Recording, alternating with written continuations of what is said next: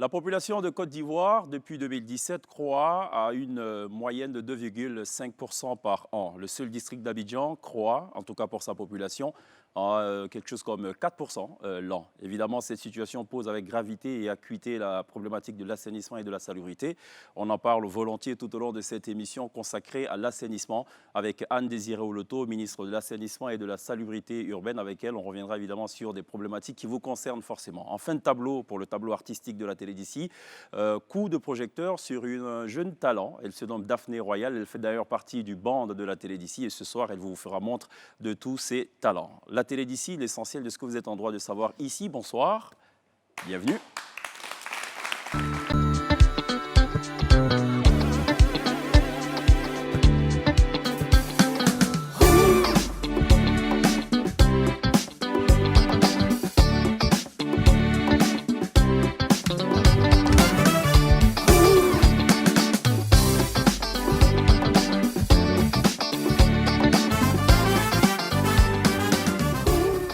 Bonsoir, bienvenue dans la télé d'ici, votre rendez-vous quotidien du lundi au vendredi de 18h45 à 19h45 sur NCI, la nouvelle chaîne ivoirienne.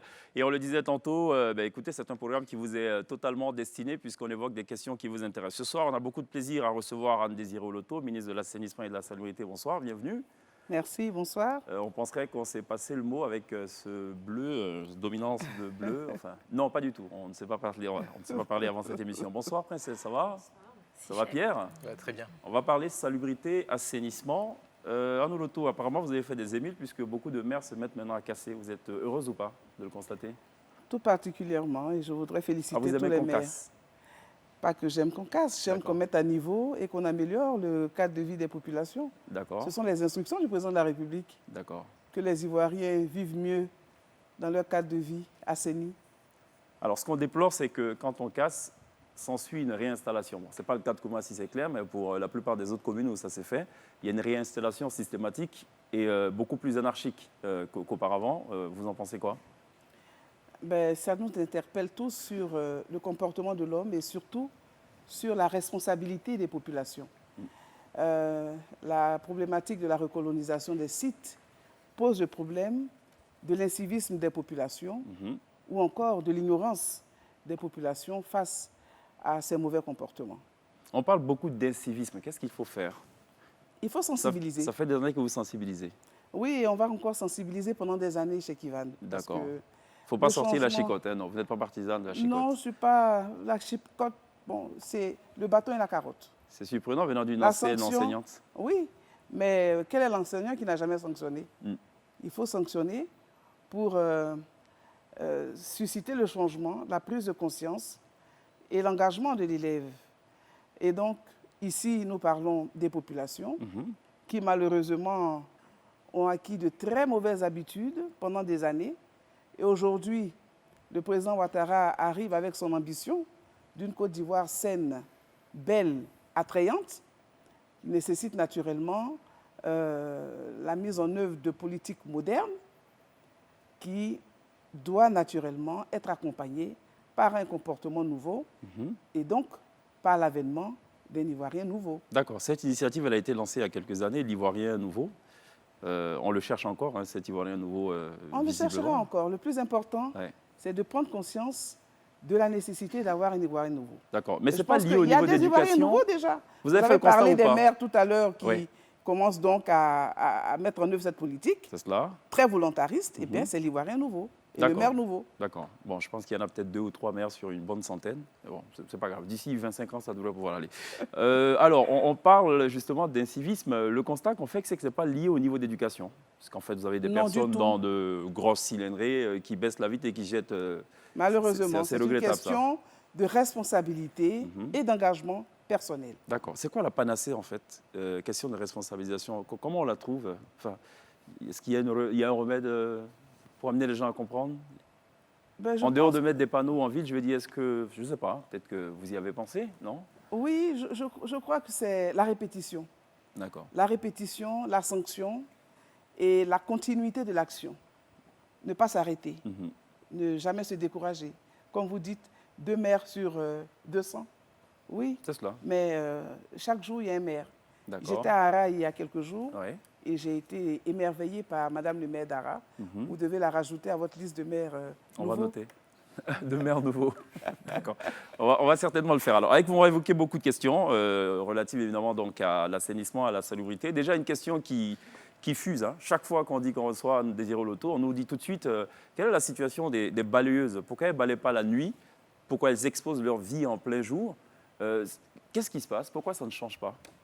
Et là encore, je vous reparlerai d'incivisme, parce que le travail en général se fait de nuit. Malheureusement, le matin à 7h, 8h, les rues sont propres et belles, tout le monde est content. À 11h, 10h, le tableau s'assombrit déjà, parce que le mauvais citoyen est passé. Il a tout jeté sur son passage. La ministre passe, les populations passent, on n'est pas content.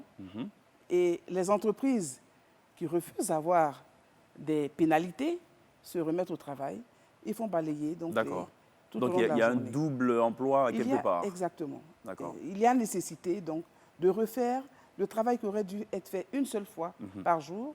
Ce travail est refait 2-3 fois dans la journée à cause des incivilités. D'accord. J'aimerais bien qu'on parle du centre d'enfouissement de Kosiouin, centre de valorisation. Ça a tout son sens d'ailleurs, valorisation. Alors tout se passe bien ou pas en ce moment? Ça se passe assez bien. D'accord. J'ai ouï dire qu'il n'y a que 75% des déchets ménagers qui sont traités. C'est cela? Ou c'est juste ou pas? Non, c'est le taux de collecte qui est passé de 65% à peu près à 84%. D'accord. Qu'est-ce qu'on fait des 16%? Ben, on continue la sensibilisation, on améliorera au fur et à mesure le taux de collecte des déchets dans nos quartiers. C'est un processus. Il ne faut pas oublier que les entreprises ont effectivement commencé donc, cette nouvelle politique en novembre 2018. D'accord. Pierre? Alors, concernant le centre d'enfouissement, il semble aujourd'hui que ce soit une solution pour la Côte d'Ivoire.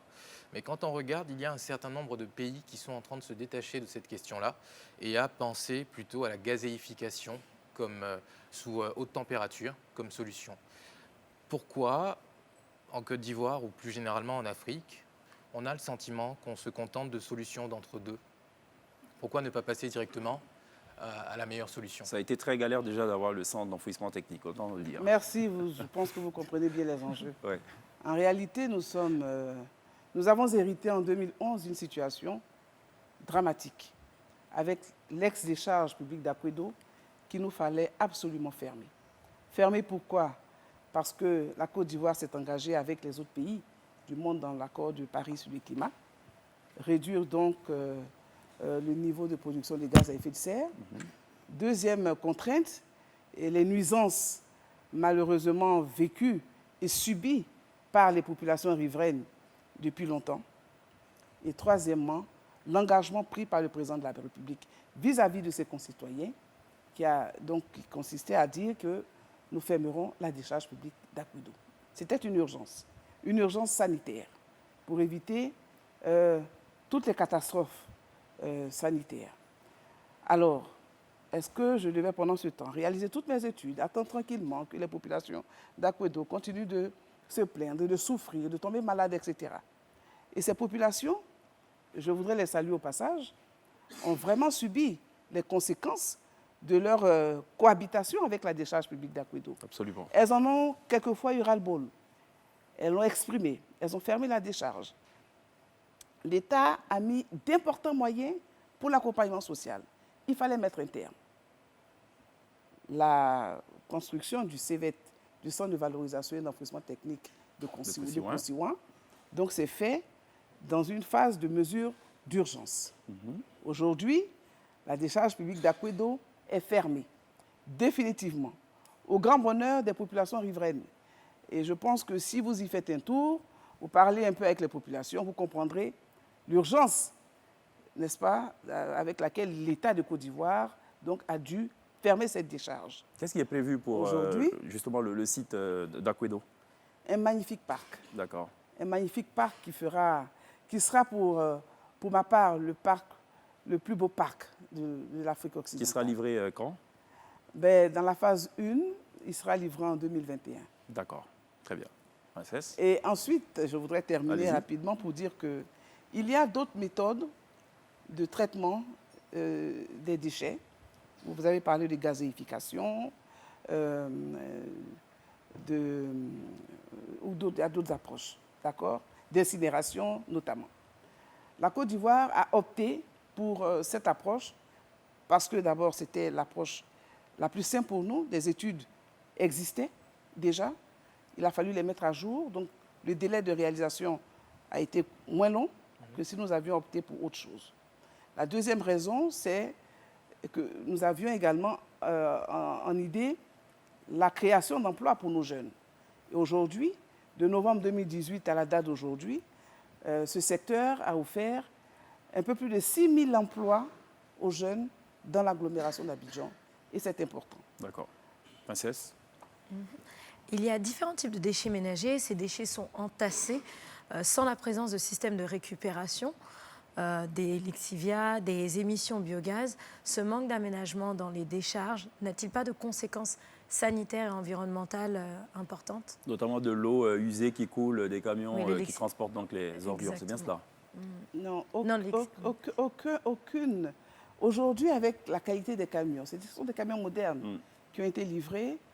Vous n'aurez, et jusqu'à présent, depuis novembre 2018 à la date d'aujourd'hui, aucune plainte, aucune information liée à des écoulements de lexivia ou d'eau de quelque nature que ce soit, donc n'a été signalée. D'accord. Les services compétents de l'ANAGED et du ministère, les services également des directions techniques des mairies, etc., n'ont jamais signalé cela. On est bien en 2020 aujourd'hui. Je ne parle pas de 2017, de 2016, de 2011. Je parle de 2020. Tous ces camions modernes sont adaptés pour récupérer le lexivia. D'accord. Et au centre de valorisation et d'enfouissement technique, vous avez justement un dispositif pour traiter le lexivia. Je voudrais vous inviter à visiter ce magnifique centre qui est un centre qui n'existe nulle part en Afrique de l'Ouest. D'accord. Et d'ailleurs, aujourd'hui, de nombreux pays riverains, les voisins, les pays du Ghana, la Guinée, le Sénégal, viennent visiter ce centre-là d'ailleurs pour s'en inspirer. Absolument. Et donc, nous avons un système de récupération et de traitement de lexivia. Moderne. Alors, s'il y a une chose qui vous a rendu célèbre et qui vous a valu d'ailleurs le vocable de Maman Bulldozer, c'est notamment la furie destructrice qui s'est abattue donc notamment sur les maquis à la rue Princesse, on s'en souvient. Apparemment, le modèle il a changé puisque les maquis sont maintenant au pied des immeubles.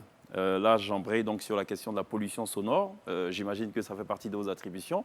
Est-ce que vous y avez pensé? Nous y pensons chaque jour, chez Kivan. Mais je voudrais revenir sur la furie destructrice dont vous avez parlé. Oui, mais elle est de bonne guerre. Il n'y a pas matière à débat. Oui, c'est bon. Ouais, on ne va pas y revenir. Ça me rassure. Oui, ne vous en faites pas. Ça me rassure. Oui. Aujourd'hui, il y a des maquis à tous les pieds d'immeubles.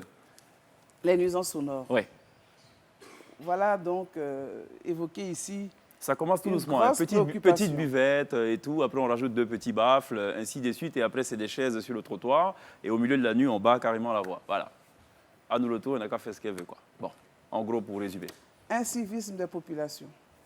Ignorance. Mais on fait quoi contre l'incivisme? Des conséquences de ces nuisances. C'est un fait. Il y a de l'incivisme. OK, qu'est-ce qu'on fait?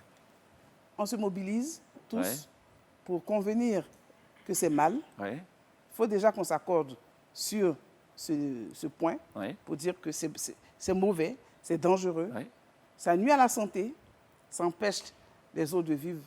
Est-ce que vous avez le sentiment que les maires jouent le jeu? Parce que évidemment, vous fixez donc, on va dire, les directives, en griffe. Voici un peu la politique en termes d'assainissement, de lutte et tout, contre la pollution sonore. Mais est-ce que vous pensez que les maires qui sont censés veiller à l'implémentation jouent vraiment le jeu? Est-ce qu'ils n'ont pas d'autres préoccupations que de faire ça? Ben, c'est à leur population de l'apprécier. Moi, je considère que pour ce qui me concerne, en tant que membre du gouvernement, en charge de cette question, c'est de réguler ce secteur, de créer les normes à partir desquelles on doit vivre en communauté. Et à partir de ce moment-là, il appartient naturellement aux maires donc d'appliquer ces mesures. Visiblement, ils ne l'appliquent pas. Je ne peux pas le dire qu'il n'applique pas. Je me permets de le dire. Non, je n'aimerais pas dire qu'il n'applique pas. Je pense qu'il faut encourager. Ce que j'ai envie de dire, par contre, c'est que le changement est trop long. Pourquoi? Il ne faut pas l'oublier, Cheikh Ivan. Il s'agit d'êtres humains. Les populations, ce sont des êtres humains. Malheureusement, Lorsque vous y allez trop fort, vous avez parlé de Maman Bulldozer, Ouais. on vous parle de droits de l'homme. Oui, mais vous savez, D'accord. comme on le dit, on ne gouverne pas avec les sondages. Enfin, quand vous faites la preuve, la mesure sur l'interdiction des véhicules de plus de 5 ans, elle a été prise, les gens ont jasé, ont glosé, finalement c'est passé et la vie est belle. Ben oui. Est-ce qu'il ne faut pas à un moment donné cette audace-là? Ben oui, mais les populations qui sont dans leur quartier Oui, et qui décident de faire... Ce n'est pas que les maquis, hein. oui, Celui qui est au 3e étage de ça. l'immeuble, il Oui. décide de faire de la musique. oui. Son voisin lui dit, mais voisin, écoute, j'arrive pas à dormir. Il dit, monsieur, chez moi, hein, je D'accord. paie ma maison, c'est pas toi qui paie. Et là, vous réglez ce problème comment? Par le changement de mentalité. Et c'est la raison pour laquelle je voulais apprécier l'invitation que vous nous avez offerte. Parce que le réseau des amis de l'assainissement et de la salubrité s'agrandit. Il faut qu'on se mobilise pour inverser la tendance.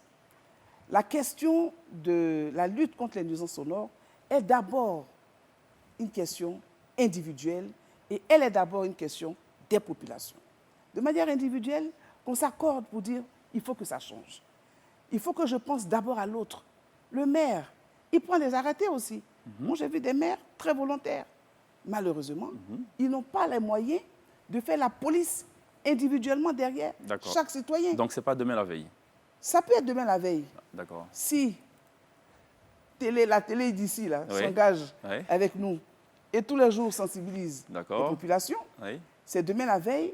Si tous ceux qui partent d'ici, qui sont vos invités d'aujourd'hui, repartent engagés en disant attention, il faut que j'aille sensibiliser mon voisin Oui. et que moi-même je change de comportement. C'est pareil pour les Ça lieux, peut être c'est demain pareil pour la les lieux veille. de prière? Comment? Les lieux de prière, c'est pareil? Ah oui, bien Vous en sûr. avez une huitaine sur 300 mètres à la ronde, quoi. Bon, alors là aussi, vous touchez un point Avec important. fanfare tous les dimanches, tous les soirs, veillés. Ainsi vise les populations. Dans la vie en communauté, impose une discipline collective. Il y a des normes de vie en société. Cela vous dit bien que la Côte d'Ivoire vient de loin. Vous savez, vivre pendant plus de 10 ans dans un état de désordre, dans un état où l'État est faible, voici le genre de conséquences qu'on a sur le comportement de l'homme. Vos adversaires pourraient vous répondre que ça fait 10 ans qu'il n'y a plus 10 ans. Mais ça fait 10 ans, moi, j'ai construit un centre de valorisation et d'enfouissement technique. D'accord. En moins de 10 ans, Les lieux nous de prière, avons c'est facile à gérer ou aujourd'hui pas? 3 centres de transfert à Abidjan. En moins de 10 ans, nous avons totalement révolutionné le système de gestion des déchets sur Abidjan. En moins de 10 ans. D'accord. En moins de 10 ans, Et les nous lieux de avons pris des prière- mesures Et les lieux de prière, ça pour va lutter changer ou contre pas? les inondations. En moins de 10 ans. 2019, Ouais. 2020, vous n'aurez pas d'inondation. En moins de D'accord. 10 ans, on a réussi. Good job. Bon, Bien alors joué. on continue. Et aujourd'hui, les religieux se sont mobilisés. En décembre dernier, nous avons eu une importante rencontre avec tous les religieux du Grand Abidjan. On ne l'a pas vu par le passé. Cela s'est fait en moins de 10 ans. D'accord. La prise de conscience et le changement va suivre. Il D'accord. faut rester optimiste. J'y crois, moi. Vous y croyez? Allez-y. Enfin, ça, Non, mais je suis d'accord. Quand on fait une observation, c'est absolument pas une démarche partisane de ma part, mais les choses ont changé, les choses ont évolué. Il faut taper de temps en temps du poing sur la table. Il faut prendre des mesures qui sont difficiles. Et moi, je voulais revenir d'ailleurs sur cette question de l'Église. En fait, est-ce qu'il y a une espèce de conflit interne qui naît quand il faut gérer ce genre de cas, parce qu'on touche à la foi. C'est une population qui est croyante. Quand on s'attaque aux églises, elles arrivent en top quasiment de ces nuisances établissements sonores. de nuisances sonores. D'accord. Donc, est-ce que c'est difficile intérieurement de devoir lutter contre ces questions-là? Ce n'est pas difficile parce que je ne m'attaque pas aux églises ni aux mosquées. Ma cible, ce n'est pas l'église ni la mosquée. La cible, c'est le mauvais comportement. Premier élément important. La deuxième chose qu'il faut retenir, c'est qu'il faut être impartial dans la gestion de ce genre de projet, de problème. Il ne faut pas dire j'ai un comportement X avec l'église méthodiste, un autre comportement avec les mosquées, un troisième comportement avec les catholiques. Non. La même mesure s'imposera de la même manière, avec la même méthodologie, vis-à-vis de toutes les confessions religieuses. Donc, il faut être impartial. Nous sommes dans un État laïque. Et ça, c'est, si vous voulez, le volet le plus sensible, le plus difficile. Mais il faut le faire. Moi, je suis catholique. Mais demandez au groupe aux organisations catholiques qui font des manifestations. Ils se demandent si Je vous êtes n'hésite vraiment pas, des leurs. Je n'hésite pas à retirer le matériel. Lorsque on refuse de respecter les injonctions du ministère conformément au texte en vigueur. Et c'est valable pour les mosquées. Au point où aucune de ces confessions religieuses ne vous dira que nous sommes victimes de 2 poids 2 mesures. Ça n'existe pas parce que nous sommes justes avec tout le monde. Et il faut le faire. Donc, je ne m'attaque pas aux églises ni aux mosquées, je m'attaque au mauvais comportement, quel que soit celui donc, qui agit mal, quel que soit celui qui agit mal. Ça peut être le ménage, ça peut être un établissement scolaire, ça peut être un bar, ça peut être une mosquée, etc. Il ne faut pas cibler les mosquées, il ne faut pas cibler les églises. C'est le comportement, c'est l'individu, c'est le groupe qui est sanctionné et non l'institution. D'accord. Cette émission est suivie évidemment par nos internautes sur la page Facebook de NCI, la nouvelle chaîne ivoirienne. Des internautes qui évidemment s'intéressent donc à ces échanges-là et qui posent pas mal de questions. On en a recensé quelques-unes. On y reviendra évidemment. Juste le temps de marquer une pause. Il y a la pub, on revient juste après.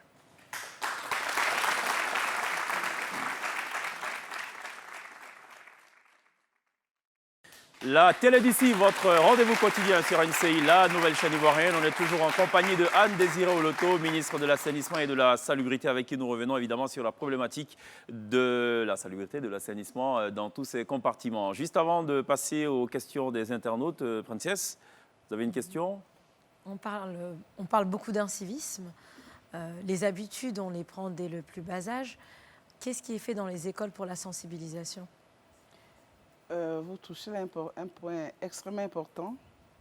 Et c'est un point également de la politique que nous développons au niveau gouvernemental. Le ministère de l'Assainissement et de la Salubrité, en liaison avec le ministère de l'Éducation nationale, ont justement des programmes qui sont faits dans nos établissements scolaires, dans les écoles. Et les enfants nous donnent des signes très positifs. Il y a de grandes et belles initiatives au niveau des établissements. Vous avez des clubs salubrité, des clubs d'environnement, et les enfants s'illustrent positivement. Et d'ailleurs, ma collègue de l'éducation également entreprend une politique d'entrepreneuriat à l'école déjà.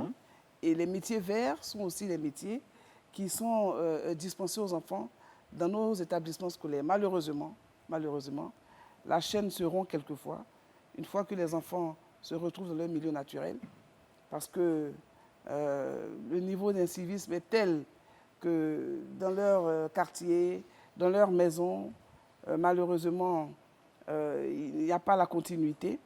Et nous invitons ces enfants à être des ambassadeurs, à être les ambassadeurs de la salubrité chez eux, partout, dans tous les milieux où se trouvent. Parce que ça n'a pas marché avec les adultes. Parce que ça n'a pas marché avec les adultes.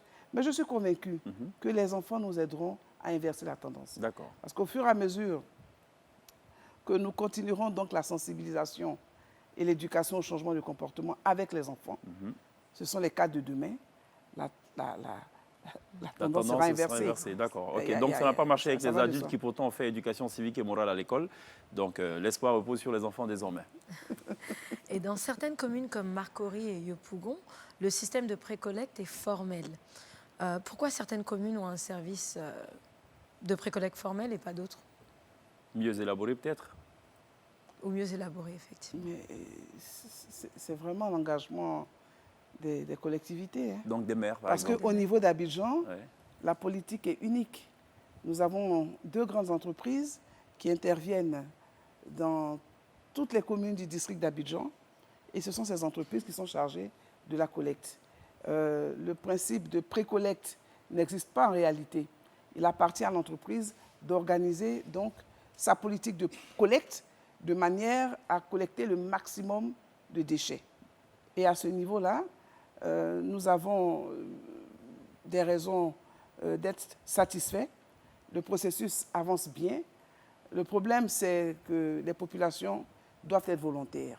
Parce que, encore là, on fait appel donc à la discipline.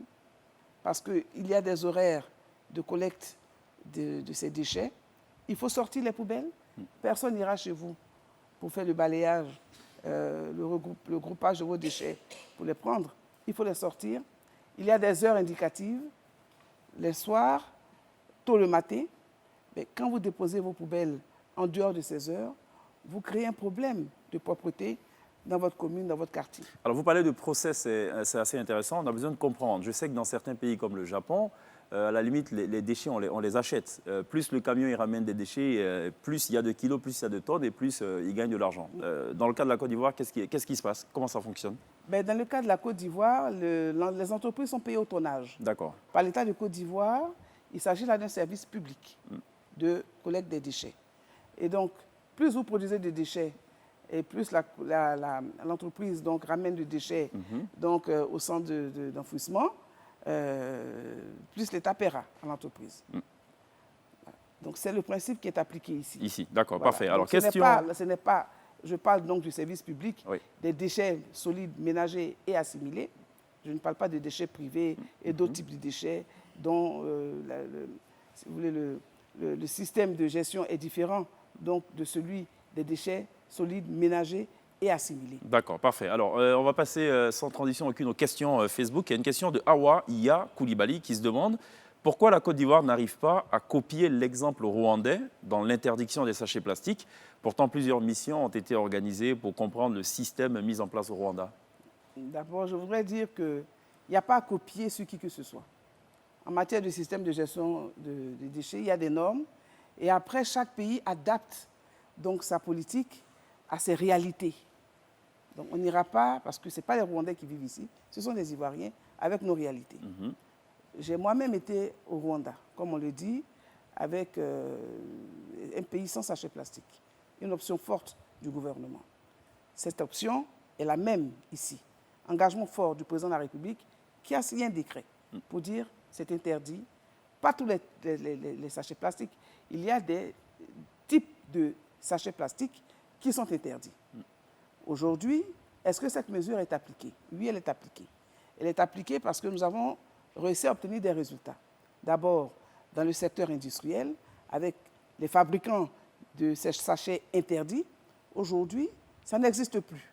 Vous n'aurez pas une entreprise qui fabrique des sachets interdits. On se souvient que vous avez fermé d'ailleurs 3 usines de production de sachets plastiques. Et donc, celle qui ici à Zardura sera à nouveau fermée. Dans les grandes surfaces, vous ne verrez plus donc, aux caisses de sachets plastiques utilisables une seule fois. Ça n'existe plus.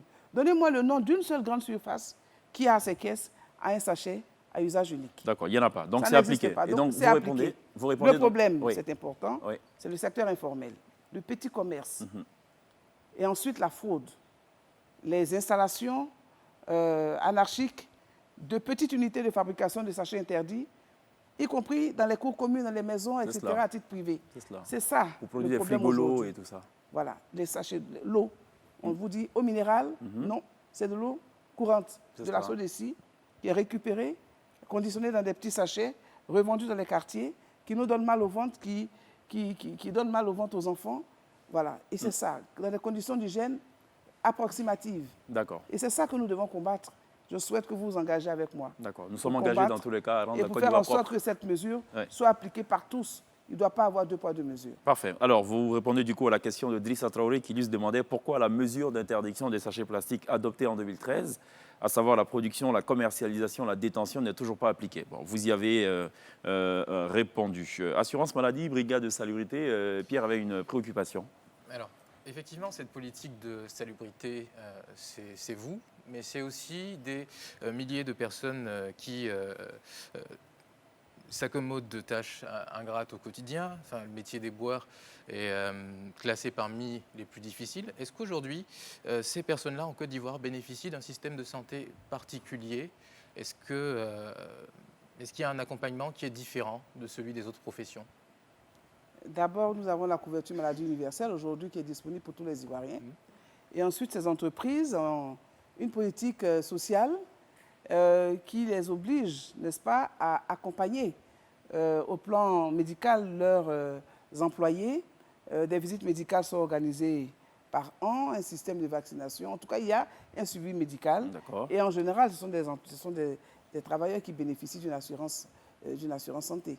D'accord. Il y a une question de Adja Meïté qui se demande à quand le tri des déchets dans les ménages dans différentes couleurs de poubelles. Pourquoi enfouir des tonnes de déchets sur des hectares de terrain à défaut de construire des usines qui créeront de l'emploi? Elle pose deux problèmes. D'abord, le problème du tri, qui n'a rien à voir avec les usines.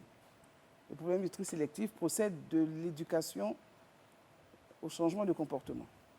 On ne va pas tout donner en même temps à la population. Parce que déjà, sortir les poubelles à des heures régulières, c'est déjà un problème. D'accord. Alors, ensuite, vous allez dire, non, il faut les mettre dans 2, 3 poubelles, etc. Donc, on va y aller progressivement. D'accord. Il ne faut pas oublier que c'est seulement depuis à peine 2 ans que ces entreprises sont là. Donc, on ira progressivement. D'accord. Deuxièmement, pourquoi enfouir les déchets sur des centaines d'hectares, sur des hectares? Parce que nous avons opté donc pour un système donc, de valorisation et d'enfouissement de ces déchets, je vous l'ai dit, dans une politique d'urgence. Il fallait fermer Akwedo. L'alternative, c'est celle qu'on avait trouvée, un site était disponible, des études réalisées, des opérateurs compétents, nous y sommes allés. Ensuite, quelles sont les perspectives? Les perspectives, c'est la valorisation. C'est d'ailleurs la raison pour laquelle ce centre s'appelle le centre de valorisation et d'enfouissement technique. Donc, à terme, ce ne sont que les estimes qui seront enfouies. Tous les déchets ne seront plus enfouis. Et donc, les études également en la matière sont terminées. Et vous verrez que progressivement, donc sur le site, on aura le tri qui sera organisé de manière mécanique, semi-mécanique, je devrais dire. On aura aussi un tri manuel qui accompagnera donc, ce tri. On pourra également démarrer notre politique du tri à partir des ménages pour nous faciliter la création des différentes filières. Vous avez très bientôt la filière des D3E, ce que nous appelons les déchets d'équipements électriques et électroniques, tout ce qui est ampoules, câbles, vieux câbles, câbles, etc., les déchets, les restes de vos ordinateurs, des téléphones portables abîmés, etc. Ces déchets, on ne doit pas les retrouver à la décharge. On ne doit pas les retrouver à Kosiwan. Et donc, les ménages, déjà à partir de leur maison, seront amenés à les mettre, à les conditionner de façon séparée. On aura aussi tout ce qui concerne, par exemple, les déchets qui sont issus des constructions, de maisons, d'immeubles, etc. Vous avez tous ces déchets de matériel de construction qu'on retrouve malheureusement également dans l'état de déchets qu'on a quelquefois, ou qui encombrent, qui créent des nuisances. Ceux-là aussi donneront l'occasion, feront l'objet d'un traitement particulier. Vous avez également la série des déchets verts. On pourrait continuer. Les déchets industriels banals ou les déchets issus des hôpitaux. Tout cela vont entrer dans des filières spécifiques donc, de traitement et de valorisation. C'est à l'étude où on est plutôt quasi sûr du chronogramme. Ce n'est pas l'étude. D'accord. Aujourd'hui, d'ailleurs, c'est la raison pour laquelle l'ANAGED a été créée en remplacement donc, de l'ANASUR. L'ANASUR n'existe plus parce qu'elle ne répondait pas justement à cette politique moderne de gestion des déchets. Et l'ANAGED aujourd'hui a été créée pour adresser la problématique de gestion de tous les types de déchets en liaison avec les ministères concernés. OK. Les stations de dépotage sont-elles sous votre responsabilité? Absolument. D'accord. Il s'agit là de la problématique de traitement des boues de vidange. Absolument. En matière donc d'assainissement autonome. On parle d'assainissement autonome lorsqu'il n'y a pas d'assainissement collectif, comme par exemple une partie d'Abidjan. Nous avons l'assainissement collectif où nous avons des canalisations qui nous permettent de récupérer, de traiter les eaux usées produites par les ménages. Lorsque vous n'avez pas un tel type d'assainissement, on dit que vous êtes en matière d'assainissement autonome. Vous avez votre maison, votre villa, qui est raccordée à aucune canalisation. Comment faire pour traiter les eaux usées que vous produisez? Il faut donc les fameuses fosses septiques et tout. De fosses septiques. Oui. Et après la fosse septique, elle se remplit, puisque les déchets sont produits nulle part.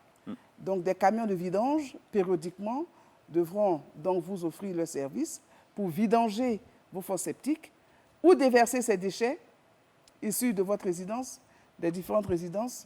Il faut les envoyer donc dans des centres de dépotage où le camion ira donc se vider à son tour. Et ensuite, qu'est-ce qu'on fait de ces bouts de vidange? Il faut les traiter.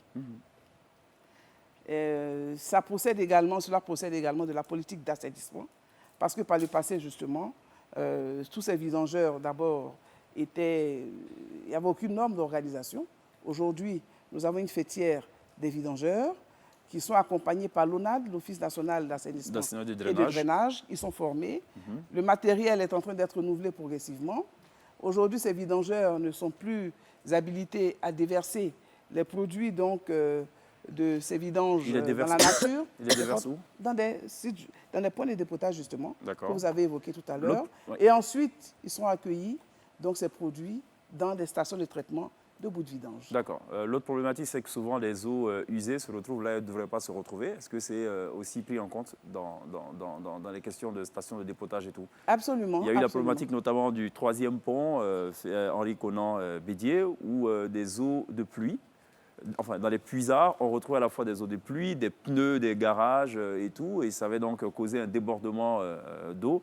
Et évidemment, ça a nourri donc les débats sur les réseaux sociaux, notamment des détracteurs de ce pont dit penché ou tordu. Enfin, il y a eu plusieurs commentaires à ce niveau. Qu'est-ce qui est fait? Vous voyez que d'ailleurs, au niveau de Koumassi Anoumabo, Makoye Anoumabo, vous voyez qu'il y a des travaux justement de curage de toutes ces cuvettes, n'est-ce pas, au niveau d'Anoumabo, justement pour permettre du canal, je devrais dire, du canal d'Anoumabo, pour justement améliorer donc, ce canal-là et lui permettre donc de jouer son rôle. Son rôle, c'est de faire en sorte que les eaux de drainage, c'est-à-dire les eaux de pluie, s'écoulent tranquillement vers la lagune. Et donc, ce canal a cette vocation. Il n'a pas pour vocation de recueillir les eaux usées des ménages. Absolument. Et à ce niveau, la Koumassi Makori également, dans le cadre de l'assainissement collectif, l'ONAD et le ministère de l'Assainissement ont entrepris donc de relier des ménages aux collecteurs de base, de telle sorte que les déchets usés ne se retrouvent plus dans le canal d'Anoumabo ou dans des caniveaux, n'est-ce pas, qui sont, eux, construits comme ce que nous avons donc justement sur l'écran que vous présentez. Malheureusement, plusieurs ménages déversent leurs déchets liquides dans ces caniveaux qui ont pour vocation de recueillir les eaux de pluie et de les drainer donc vers la lagune. Ce qui est totalement anormal. Ce qui est anormal aujourd'hui. La situation est en train de changer parce que de nombreux ménages sont en train d'être raccordés donc, aux collecteurs de base donc, du Grand Abidjan. Vous parliez tout à l'heure du bâton et de la carotte concernant la sensibilisation des populations. Pour la population ivoirienne aujourd'hui, c'est quoi la carotte? Pourquoi on ne met pas en place des politiques, par exemple, de rachat des bouteilles plastiques des ménages qui marchent assez bien avec certaines applications, donc des points, par exemple, à récupérer, à convertir au supermarché pour un bidon d'huile ou enfin, des produits ménagers? Pourquoi ce n'est pas appliqué à une politique nationale? Je voudrais quand même vous rassurer. Ce principe existe depuis bien longtemps. Malheureusement, il existe dans le secteur informel. C'est cela, tout à fait. Vous verrez dans tous les quartiers, hein, tous les Ivoiriens connaissent. Les bouteilles d'eau minérale sont récupérées dans des sacs, dans des jutes et tout. Voilà. Absolument. Tout cela existe déjà. Aujourd'hui, il s'agit non seulement de les récupérer, mais de les valoriser, de leur donner une seconde vie. Et ce processus est en train aujourd'hui d'être mis en place. Vous avez des start-up justement qui s'illustrent positivement la matière. Et aujourd'hui, des entreprises sont en train de s'installer en Côte d'Ivoire pour recycler et revaloriser ce matériel. Vous avez une entreprise d'ailleurs bientôt qui va produire des briques à partir des déchets plastiques. Et on pourra construire des maisons avec des briques issues des déchets plastiques. On va y aller au pas de course parce qu'il y a évidemment beaucoup de choses à dire, hein, beaucoup de sujets à aborder. S'il y a un sujet qui vous horripile, qui dresse vos poils, c'est la question des hommes qui font pipi dehors. C'est la petite digression. Mais les toilettes publiques, il n'y en a pratiquement pas. Si qu'il y en a. Ah bon? Combien? Je ne peux pas vous dire combien il y en a. Je les ai pas On doit comptés. pouvoir les compter parce qu'on n'en voit pas pratiquement. Mais s'il y en a, Cocody d'ailleurs, je félicite le maire de Cocody qui a commencé déjà donc, à installer des toilettes publiques. À 13 juillet, à Djamé, vous en avez dans les quartiers, dans les rues. Vous en avez des toilettes publiques qui existent. D'accord, très informel, oui. Oui, mais c'est une initiative privée, les toilettes publiques. D'accord. Mais je voudrais dire tout de même que ce n'est pas parce qu'il n'y a pas de toilettes publiques qu'on fait pipi sur les arbres. Pourquoi tout le monde ne fait pas pipi dans la rue? Parce qu'il y en a qui trouvent que c'est bien, il y en a qui trouvent que c'est pas bien. Il y en a qui sont peut-être à leur aise de le faire dans la Mais nature. tout le monde devrait trouver que c'est pas bien, que D'accord. c'est mal. Et alors, ceux qui trouvent que c'est bien, il faut leur dire que c'est mal. Il faut le bâton. Ah ben oui, il faut les sanctionner. Bon, ah, je suis heureux de l'entendre. On marque une pause. Il y a la pub. On revient juste derrière.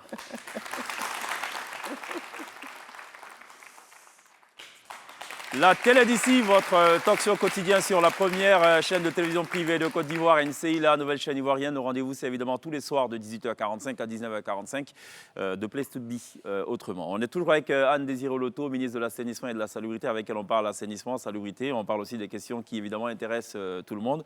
Et elle est constamment revenue sur la notion de civisme et dénoncer l'incivisme de bien d'Ivoiriens. Elle nous disait d'ailleurs hors antenne, souvent les gamins veulent donner l'exemple aux adultes, mais ils n'osent pas, enfin, de peur de représailles, ce qui est totalement, j'imagine, légitime. Le grand ménage, on en est où? Ça se passe bien?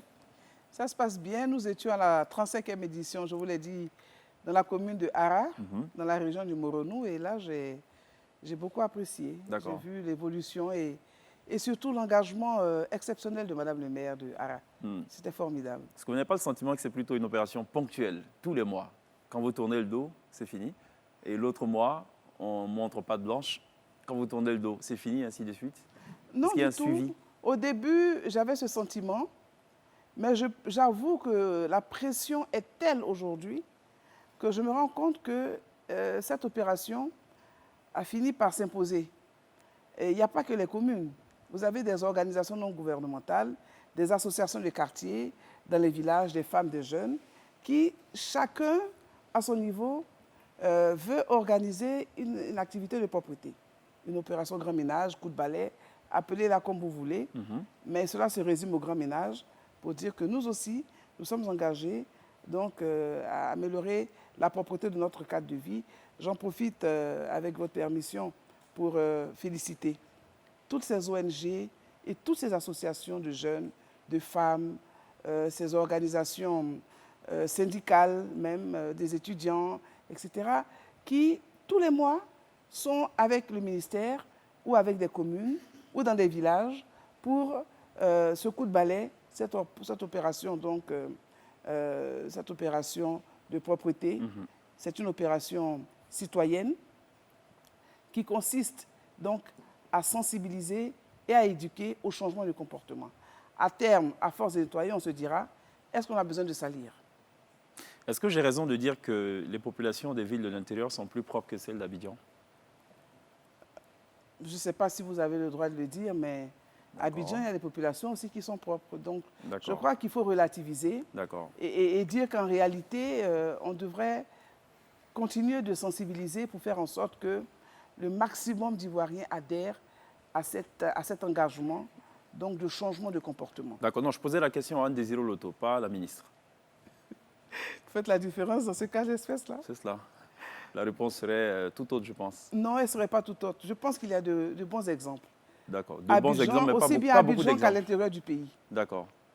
J'ai fait pratiquement le tour de la Côte d'Ivoire. Ce que vous avez constaté, est-ce que nos populations de l'intérieur du pays gèrent mieux les questions d'assainissement, de salubrité comparées à Abidjan? Où on a l'impression que tous les problèmes, tous les maux du pays sont concentrés? Mais les problèmes sont relatifs à l'intérieur du pays aussi, on se plaît. D'accord, on n'aura pas cette réponse, c'est clair. Alors moi, c'est peut-être une dernière question bilan pour moi. Alors aujourd'hui, votre ministère et celui de l'environnement sont peut-être deux ministères clés quand on regarde la situation plus globale de la planète. Est-ce que c'est une pression pour vous d'avoir à assumer cette tâche-là qui aujourd'hui est très regardée et très observée? 30 secondes. Une pression, non, je pense que c'est beaucoup plus une responsabilité qu'une pression. D'accord. On n'a pas besoin d'être ministre de l'assainissement ou de l'environnement pour être responsable de l'état de la planète ou de l'état de notre pays. D'accord, très bien. Vous restez avec nous. Tout à l'heure, il y a un live exceptionnel de Daphné Royal sur la scène de la télé d'ici. On marque une pause. Il y a encore de la pub. On revient juste après.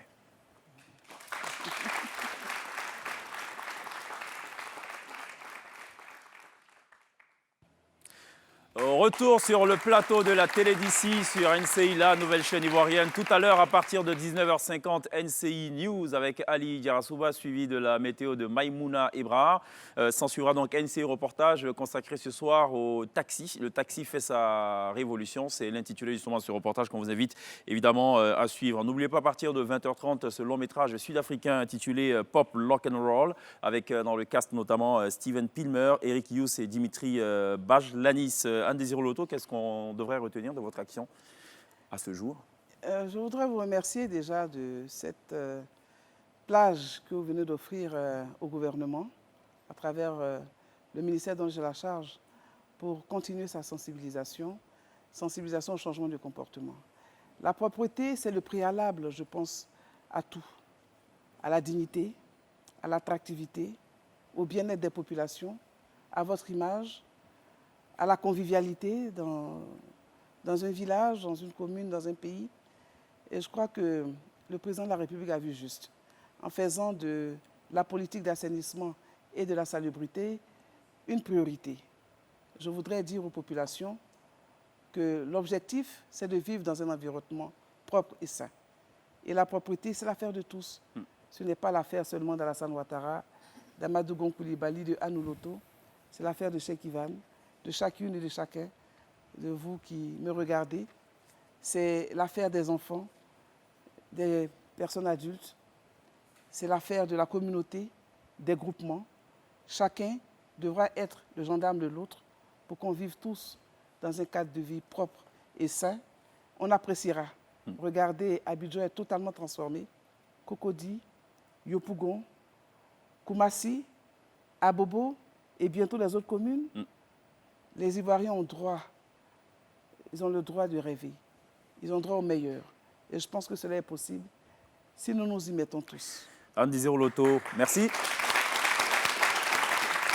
Et j'en profite d'ailleurs pour remercier l'association des femmes Benkadi de Koumassi, quartier d'Ivo, qui nous accompagne et évidemment qui va donc s'applaudir ce soir dans la télé d'ici. Celle qui s'installe maintenant, écoutez, c'est une voix que vous apprécierez forcément. Elle est sous l'influence d'une certaine Ella Fitzgerald, grande voix du jazz américain, qui a d'ailleurs tiré sa révérence en 1996. Mais durant toute sa carrière, elle était surtout réputée pour la pureté de sa voix et son sens de l'improvisation. Daphné Royal est maintenant sur la scène de la télé d'ici. Elle a aussi l'influence d'un certain Lokwa Kanzatien de la République démocratique du Congo. On se retrouve demain. D'ici là, take care. Daphné Royal sur la scène de la télé d'ici.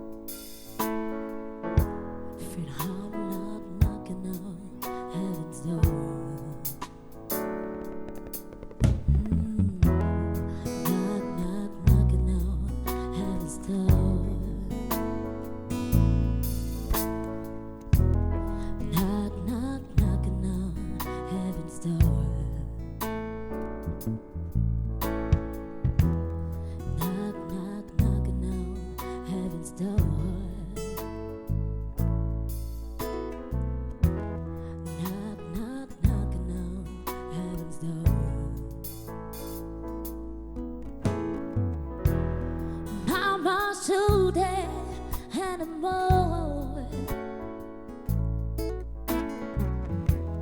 I get a time to die anymore. Oh, get a time to die anymore. Feel like I'm knocking on heaven's door. Hey.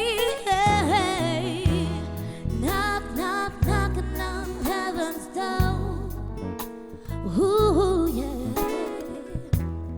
Knock, knock, knocking on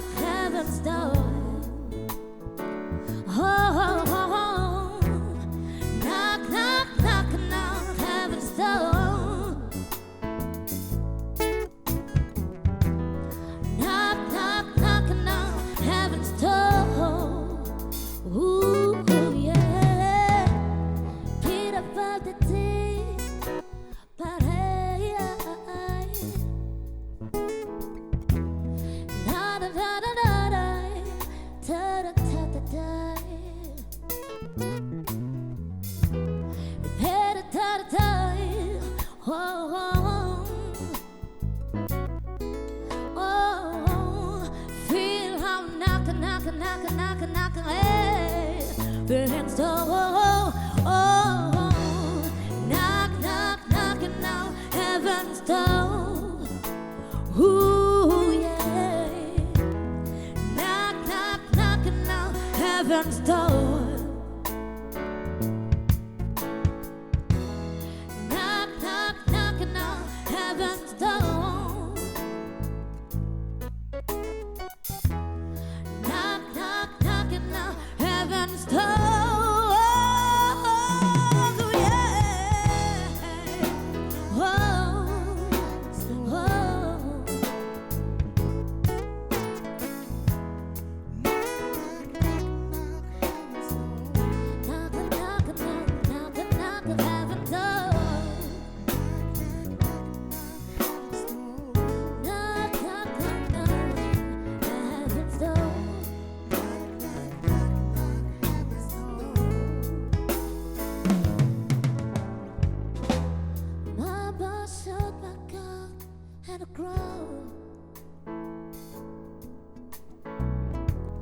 I can't shoot it anymore. Get a doctor time to see. Feel I'm knocking, knocking heaven's door. Knock, knock, knocking now, heaven's door. Knock, knock, knocking now, heaven's door. Knock, knock, knocking now, heaven's door. Knock, knock, knocking now, heaven's door. Yeah.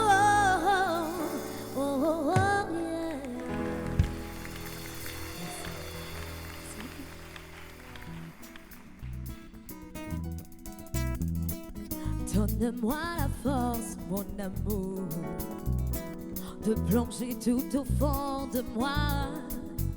La nuit devient bien le jour, pourquoi pas moi? Pour toi je déplacerai les montagnes et j'écarterai les sorties du chemin. Un jour, laisse-moi un peu de temps, je serai meilleur pour toi. Un jour, laisse-moi un peu de temps, je serai meilleur pour toi. Tu découvriras mon amour, cet autre que j'étais déjà. La nuit devient bien le jour, pourquoi pas moi? Si par magie suffit de croire en l'envers, alors je croirai à cette drôle prière. Un jour, laisse-moi un peu de temps, je serai meilleur pour toi. Grâce à ton amour, je deviendrai. Un jour, laisse-moi un peu de temps, je serai meilleur pour toi. Un jour, laisse-moi un peu de temps, Je serai meilleur pour toi. grâce à ton amour, moi je deviendrai. Un jour, laisse-moi un peu de temps, je serai meilleur pour toi. Banakoko.